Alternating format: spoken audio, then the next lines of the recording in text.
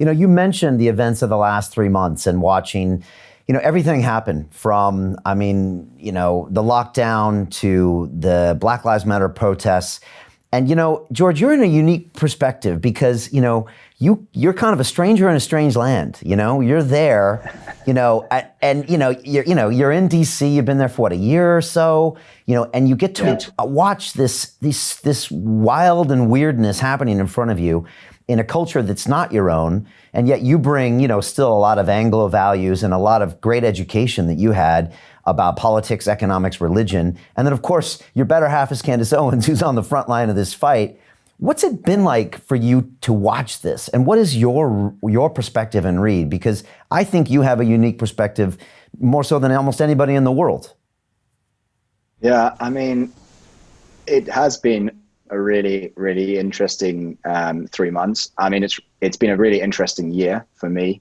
And I think for both of us, and to some extent, there's so many different answers I could give to this. I'll try and condense it into something which is manageable. But the last 3 months has been unlike any 3 months I've ever experienced throughout my life doing anything.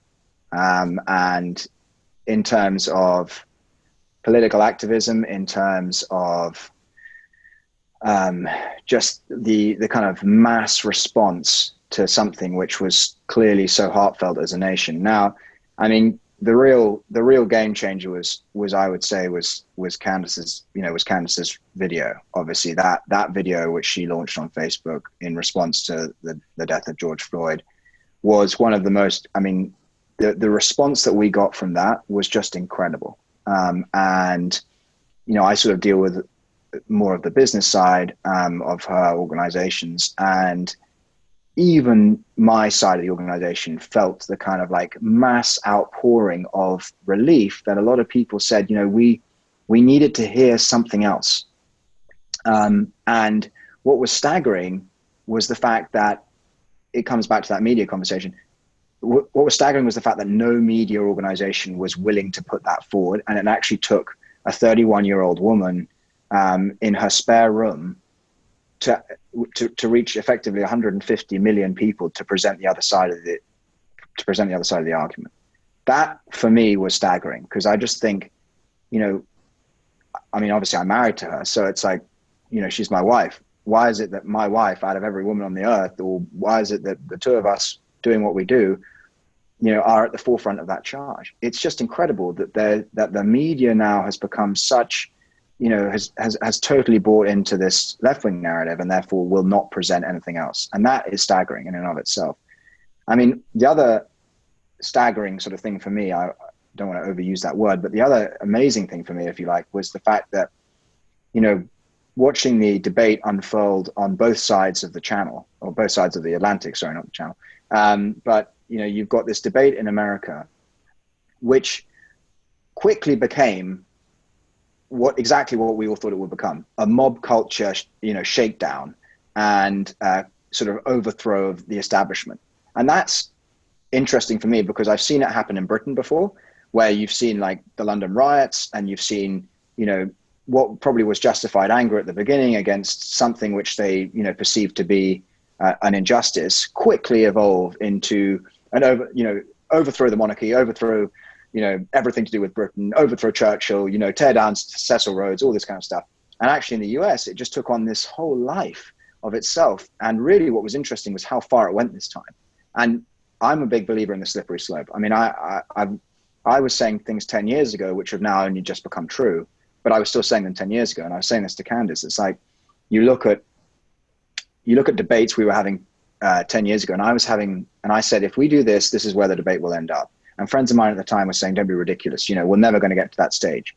And, you look at, for example, I'll give you one example. The transgender argument is a very, very easy one, right? The transgenderism argument, I was saying 10 years ago, this will become the narrative within 10 years. We will have men trying to change their sex to become women, and then you will have them using bathrooms.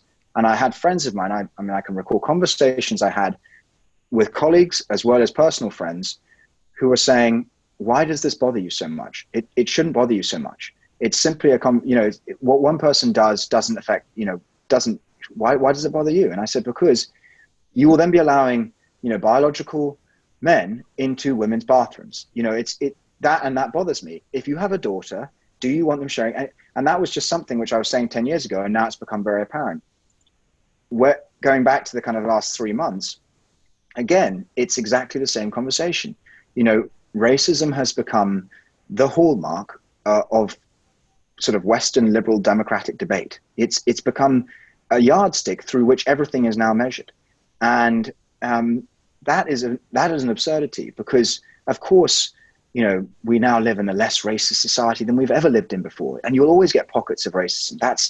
That's because we're all humans, and you'll always get pockets within society which advocate on behalf of or against certain ethnic groups. That's just how it works. That's how humanity works, because there is inherent prejudice within humanity. But the fact of the matter is that, and this is something that Candace will obviously say far more eloquently than I can, if you look at America 100 years ago and you look at America today, if you seriously think you're living in a more racist society, you need your head examined. And it's the same with Britain. And so it worries me how much we're seeing the corporate establishment buy into it. It worries me how much we see the political establishment buying into it, which is both a UK and an American thing. And it worries me that these kind of absurd debates, which are presented by the left as, the new narrative, the new normal, as they like to say, for political discussion in both America, kind of quickly morph into political discussions in Britain. Why on earth are we having a debate about Black Lives Matter in the UK? It's just not the same issue. Trying to draw parallels between, police brutality in America and, police brutality in the UK is just an absurd discussion. It makes no sense. And so as a result, that's kind of been one area where it's just been fascinating for me to watch the way in which the American political establishment and corporate establishment has quickly bought into that narrative. And of course, the reason they're doing that is because it's an election year. And this being my first US election, I've really been involved in to more so than any other year I've ever been involved in, has just been absolutely fascinating, because at the beginning of the year, and this is something I say quite often to supporters of ours, if you look at the beginning of the year, pretty much every polling company, I can't think of one off the top of my head, even the left-wing polling companies, the NAACP, their internal polls, were publishing polls which showed that Black support for Trump was north of 30%. You even had one, I think it was a Harris poll, which reported Black male approval for Trump up 42%. The Democrats obviously saw that at the beginning of the year and hit the panic button. So, again, what they did was they took an event in the US, which was a tragedy, and that point has been made very often. And then they turned it into a political football, and then they, made a whole football match out of it. And then it became, how many goals can we try and score with this football match? Of course, what eventually the Democrats will do, and what they've already started to do over here, is score own goals, because they've pushed the debate so far that this defund the police, this whole absurdity around, we have to, pull down statues of every Civil War hero, doesn't matter which side. You saw a Frederick Douglass statue taken down in America the other day.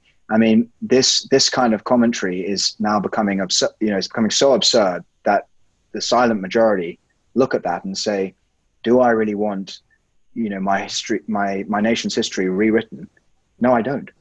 So that's been fascinating for me to watch as well. And that I think will have a huge place to play in the November elections over here. So it's been a fascinating 3 months. I mean, my life has just changed so dramatically within the last year and a half. I never would have expected anything like this. And so as a result, it's been great. And it's been a real roller coaster, and it kind of gets more exciting. Of course there's its bad days, there are good days. But it's a very, very different world to be in over here.